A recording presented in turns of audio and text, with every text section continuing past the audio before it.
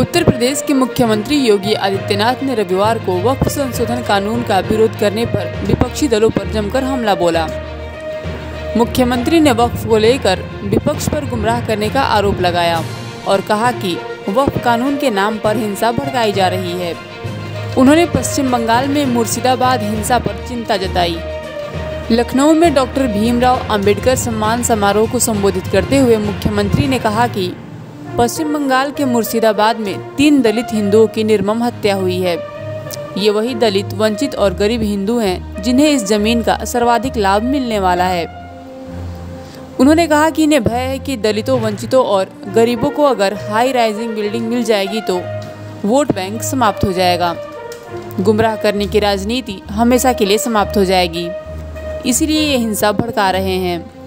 ये व्यवहारिक धरातल पर भी दलित और वंचितों का अधिकार छीनने के अधिकारी होते हैं। आप देखते होंगे कहीं दलितों की झोपड़ी पर, उनकी जमीन पर कब्जा करने वाले कोई लोग होंगे तो इन्हीं दलों से जुड़े हुए लोग होंगे। ये सर्वाधिक कब्जा करते हैं। और ठीक बात है कि सरकार का डंडा है, सरकार उनको ठीक भी करती है, दुरुस्त भी करती है कि जिससे वे लोग गरीबों की, वंचितों की जमीनों पर कब्जा न कर सके। लेकिन फिर भी उनके द्वारा किस प्रकार के राग अलापे जाते हैं, हमें आश्चर्य होता है। ये वही राज्य है और ये देश वही देश है जिस देश में वक्फ के नाम पर लाखों एकड़ लैंड कब्जे की गई है। और उनके पास कोई कागज नहीं, कोई राजस्व रिकॉर्ड नहीं, और राजस्व रिकॉर्ड नहीं तो सभी को वापस लेने की कार्रवाई, जब ये संशोधन विधेयक संसद में पारित हुआ है और अब इस पर कार्रवाई हो रही है, तो इसके लिए हिंसा भड़काई जा रही है। हिंसा में आपने देखा होगा कब पश्चिमी बंगाल में मुर्शिदाबाद 3 हिंदुओं की निर्मम हत्या हुई, उनके घरों से खींच करके उनकी हत्या हुई। और ये सब कौन है? ये सभी वही दलित हैं, वही वंचित हैं, वही गरीब हिंदू हैं जिसको इस जमीन का सर्वाधिक लाभ मिलने वाला है। सर्वाधिक लाभ मिलने वाला है। ये लैंड राजस्व के रिकॉर्ड में फिर से आएगी तो एक गरीब भी हाई राइज बिल्डिंग का, मल्टी स्टोरी बिल्डिंग का लाभ उठा पाएगा। उसको भी वहां अच्छे फ्लैट सरकार बना करके उपलब्ध करवा देगी। इन्हें भय है कि दलितों को, वंचितों को, गरीबों को अगर ये हाई राइज बिल्डिंग मिल जाएगी तो इनका तो वोट बैंक समाप्त हो जाएगा। ये गुमराह करने की इनकी राजनीति हमेशा के लिए समाप्त हो जाएगी।